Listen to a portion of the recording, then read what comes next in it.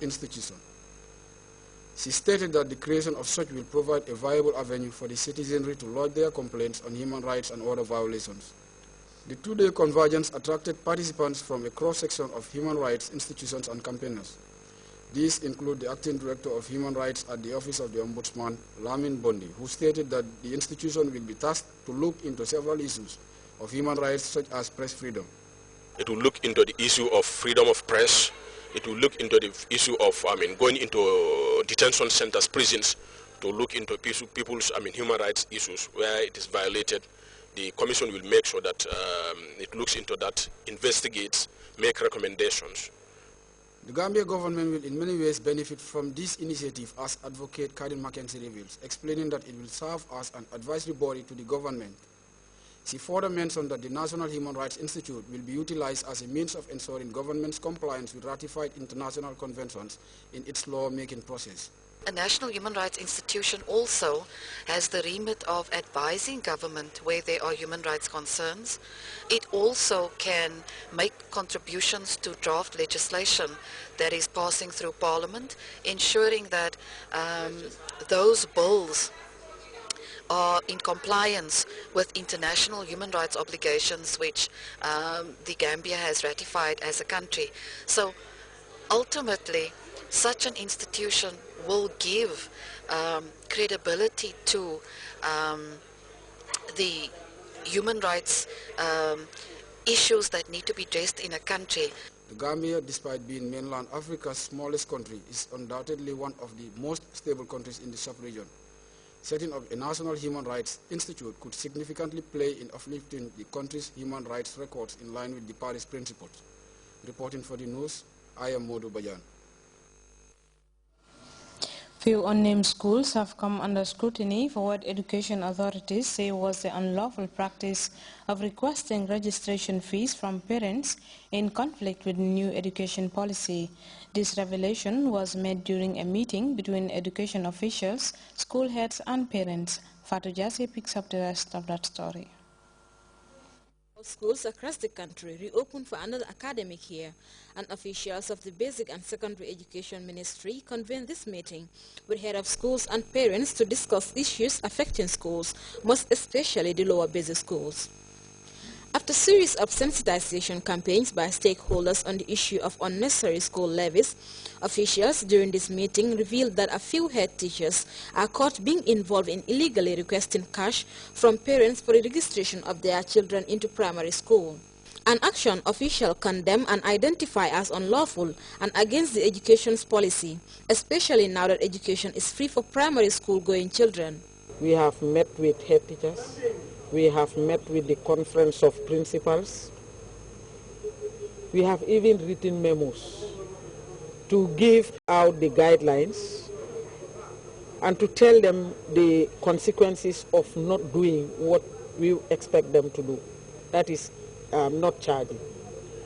Yet there are a few that think they can bend the rules and do it their own way, and we are going to take drastic action.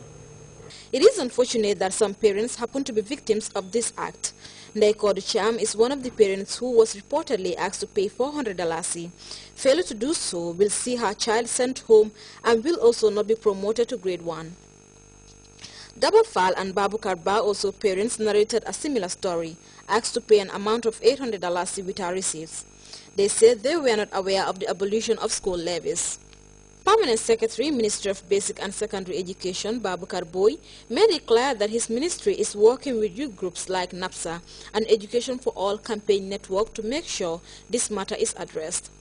Inasmuch as stakeholders have a role to play in creating awareness on the matter, parents too should have a responsibility to make sure they are informed about issues affecting their children's education.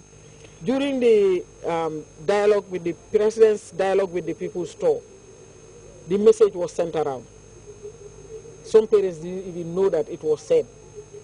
And in every meeting that was held from Farafenye right down to Banjul, the message was sent to all parents and indeed the whole population. Apart from that, we engaged the Education for All campaign network to go around to sensitize communities, and parents. We use the education forum. We use GRTs very well, even outside the education forum. We use the newspapers. We use the radio for those that do not have access to TV. Yet there are some that are saying we didn't even know that we should not have paid. Those head teachers and nursery schools involved, according to Minister Fai, will face the full force of the law, for such illegal actions may deter the country's strive for a free education for all by 2015.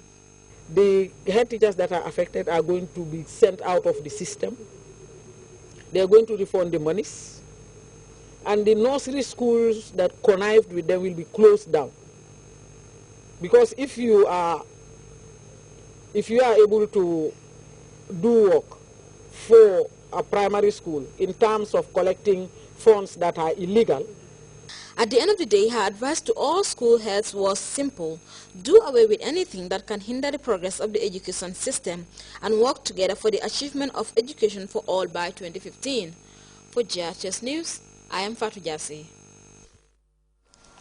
That report by Fatou Jassi takes us to our first break. When we come back, we take a look at news from outside the Gambia.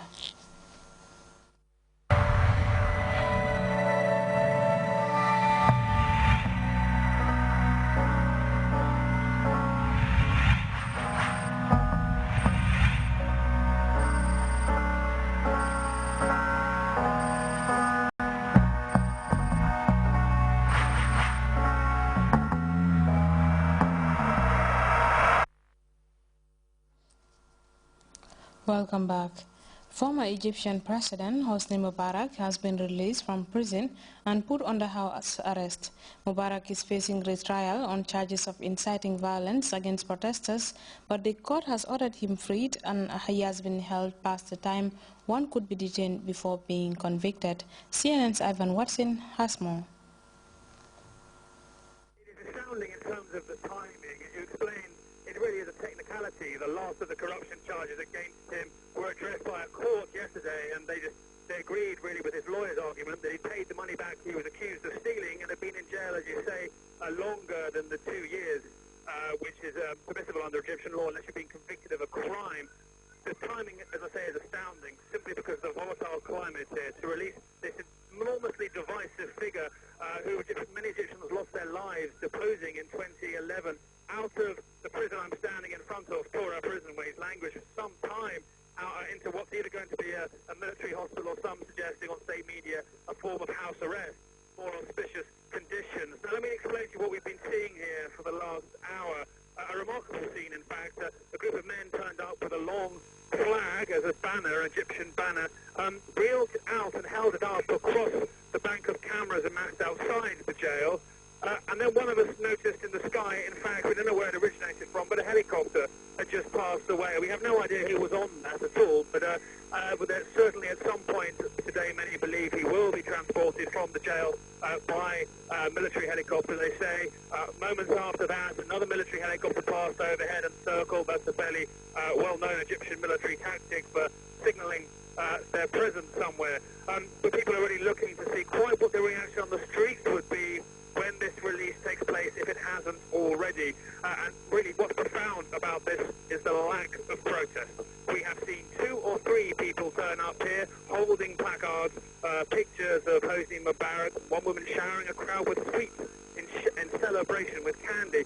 I think really people are amazed in Egypt, and the observers are amazed to see that this figure is being released by a military who are claiming to uphold the democratic credentials of the country, but clearly at this moment have decided they would rather look after one of their own, but also believe they have adequate control on the politics of this country, and with their military installing a curfew on the streets, that they could hold back any protest were that to be on the streets as a result of this release. Christy. A bookkeeper at an elementary school in Georgia is being hailed as a hero after convincing a gunman to give up his weapon and surrender himself to the police. The lady boldly aided in preventing a crime that would have been a heartbreaking scenario to the United States. This CNN reports gives us an insight into that story. Astounding story, Christy, and right now classes have resumed for the first time inside of that school since this drama played out 2 days ago. And think of